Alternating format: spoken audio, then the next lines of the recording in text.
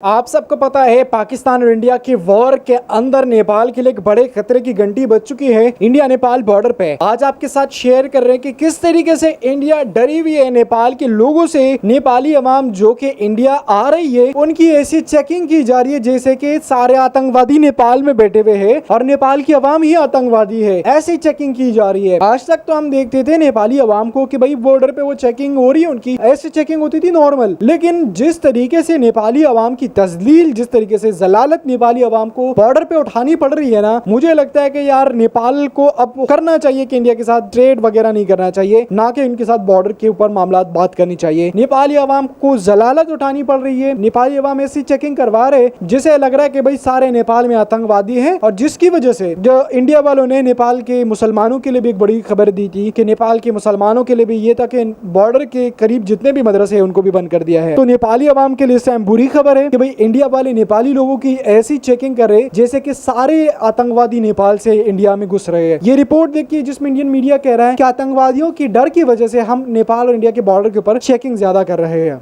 Operation सिंदूर की सफलता के बाद भारत के कई राज्य हाई अलर्ट पर हैं और खासकर सीमावर्ती राज्य और जिलों में चौकसी और ज्यादा बढ़ा दी गई है। इस वक्त हम मौजूद हैं बिहार के अररिया जिले में स्थित भारत नेपाल सीमा पर। यह जोगबनी का इलाका है और हम भारत नेपाल की सीमा पर इस वक्त मौजूद हैं और यहाँ पर देख सकते हैं किस तरीके से भारी सुरक्षा में जो है वो बढ़ोतरी यहाँ पर की गई है। एसएसबी के कई लोग जो हैं वो यहाँ बॉर्डर पर जो हैं आमतौर पे तो रहते हैं, लेकिन आज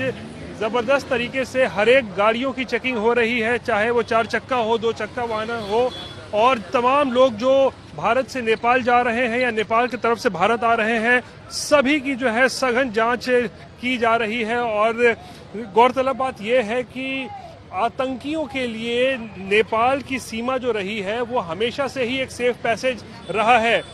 भारत नेपाल की सीमा से कई बार आतंकी जो है वो भारत में प्रवेश करते हुए भी पाए गए हैं। कई बार कोई बड़ी घटना को अंजाम देकर इस रूट का इस्तेमाल इन्होंने भारत से निकलने के लिए किया है। और ऐसे में हम देख सकते हैं कि ऑपरेशन सिंदूर में जिस तरीके से भारत को ज़बरदस्त सफलता मिली है, जिस तरीके से आतंकियों पर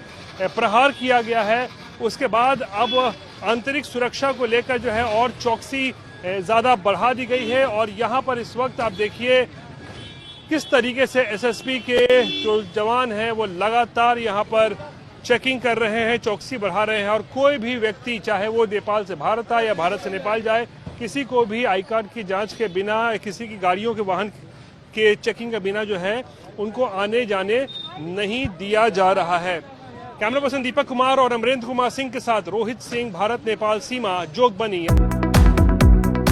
तो आप लोगों ने रिपोर्ट देखी, आप लोगों ने देखा नेपाली अवाम की जिस तरीके से तजलील, जिस तरीके से उनको जलालत के साथ चेकिंग नेपाली बॉर्डर के ऊपर करनी पड़ रही है इंडिया के साथ। मुझे लगता है कि नेपाली अवाम को अब जाग जाना चाहिए और उनको बता देना चाहिए कि भाई हमारी चेकिंग जिस तरीके से आप कर रहे हैं ना, तो इससे अच्छा है कि आप बॉर्डर के ऊपर वीज़ा सिस्टम लागू कर दे ताकि हम पहले से ही अपने सामान को चेक करवा के लेके आए। जिस तरीके से चेकिंग बॉर्डर पे इंडियन आर्मी कर रही है, गाड़ियों से उतार कर जो कि उनके एक एक बैग को चेक कर रही है, तो आई थिंक इस टाइम के बस अब नेपाली अवाम को अपना गुस्सा कंट्रोल से बाहर लेके आना चाहिए। अब जैसे कि इंडिया पाकिस्तान के बॉर्डर पे तो क्या है कि भाई आपको बॉर्डर से पहले ही चेकिंग करवा दी जाती है। अब अगर जो आवाम जैसे मिसाल के कुछ लेके जा रही है और इंडियन आर्मी रोक दे कि भाई आपको नहीं ले जाने देंगे, तो फिर क्या होगा नेपाली अवाम का? बॉर्डर से तो वापसी नहीं जा सकेंगे ना, आप आधा इंडिया आधा नेपाल में खड़े हुए। लेकिन अगर जिस तरीके से पाकिस्तान इंडिया के बॉर्डर पर तो 1 किलोमीटर पहले ही आपको रोक दिया जाता है, चेकिंग होती है